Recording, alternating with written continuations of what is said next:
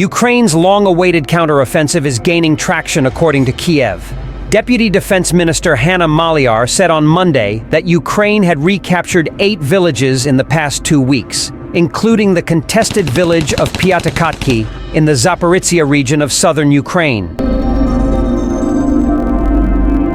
How Russia came under Ukraine's control is posted officially, wrote Vladimir Rogov in a telegram on Sunday.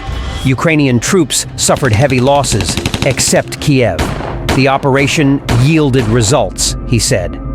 However, according to Maliar, Ukrainian forces have not only managed to retake the settlement, but have also advanced almost 4.5 million into it, breaking through the Russian line over the past 2 weeks and liberating almost 44 million square meters of territory.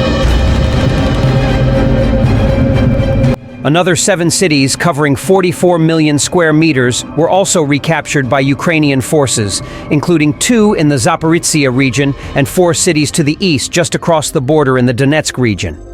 Fighting between Russia and Ukraine has escalated over the past few weeks as Kyiv launched a counteroffensive. Strength has increased over the past few weeks as Kyiv launched a counteroffensive.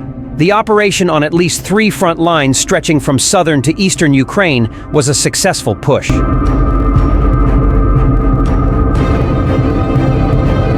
The attack by Ukrainian troops in the southern region was very significant, as was carried out by Ukraine.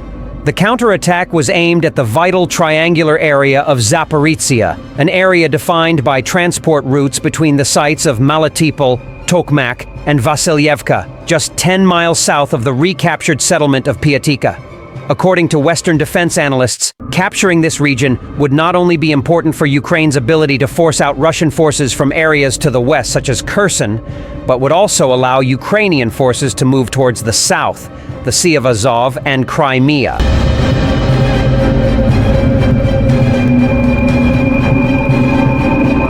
However, Ukraine's President Volodymyr Zelensky warned on Sunday that advances in the Zaporizhzhia area he called the Tavria sector remained at the forefront of the war.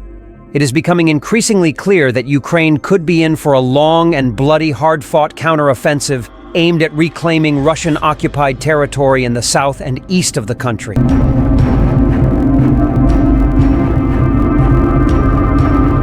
More weapons are needed, and there have been frequent calls from Kyiv for more weapons from its international allies, and more importantly, the delivery of those weapons to Ukraine.